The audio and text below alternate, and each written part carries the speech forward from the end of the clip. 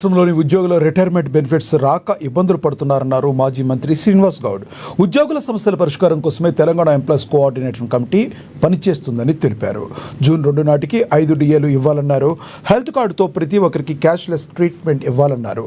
ఉద్యోగులు, ఉపాధ్యాయ, కార్మిక, పెన్షనర్ల 5 ప్రధాన డిమాండ్లను నెరవేర్చాలని తెలిపారు.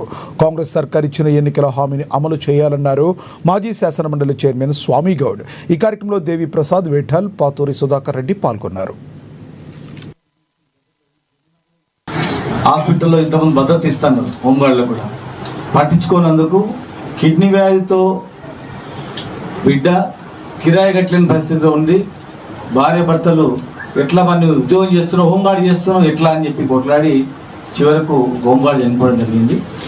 చనిపోవడమే కాకుండా దాదాపు చాలామంది 3500 వేకెన్సీలు ఉన్నా కూడా ఆర్డర్ స్వరూప మీద ఇతర జిల్లాలకు పంపడం, ప్లస్ అనేక వేధింపులకు గురి చేయడం, వెట్టి చాకరీ నుంచి గతంలో చెందినా కూడా ఈరోజు మళ్ళా మొదటి స్థాయికి వచ్చిందని చెప్పి ఎంతో ఆవేదనతో ఉన్నారు. ఈరోజు 19 డేట్ వచ్చినా కూడా ఇప్పటివరకు కూడా జీతాలు కూడా లేదు హోంగార్డులకు. కనుక హోంగార్డులను వేధించకుండా తక్షణమే ఇతర జిల్లాలకు పంపకుండా ఖాళీలలో ఇక్కడే వాళ్ళకు పని చేయించి వాళ్ళకు జీతభత్యాలు ఇవ్వాలని చెప్పని మీరు ఉద్యోగుల సమస్యల మీద దృష్టి పెట్టండి. మేనిఫెస్టోలో పెట్టినటువంటి అంశాలు పరిష్కరించండి.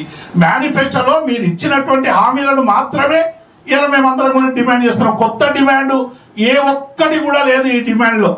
గతంలో ఏం చేసినాం మా పెద్దలు శ్రీనివాస్ గౌడ్ గారు చెప్పారు.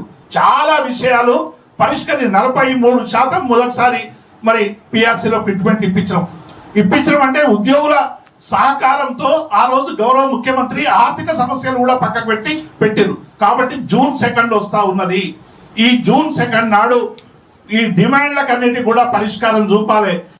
ఒక ప్రభుత్వ ఉద్యోగి ప్రభుత్వ సంస్థలో పనిచేసిన తర్వాత ఏ వ్యాపారం చేసుకోవడానికి అవకాశం లేదు, ఏ జనరల్ స్టోర్ పెట్టుకునే అవకాశం లేదు, ఒక ఇండస్ట్రీ పెట్టుకునే అవకాశం లేదు, ఏ అవకాశం లేదు. ఖచ్చితంగా పొద్దున 10 గంటలకు పోవాలి, 5 గంటల దాకా ఆఫీసులు ఉండాలి, పనిచేయాలి.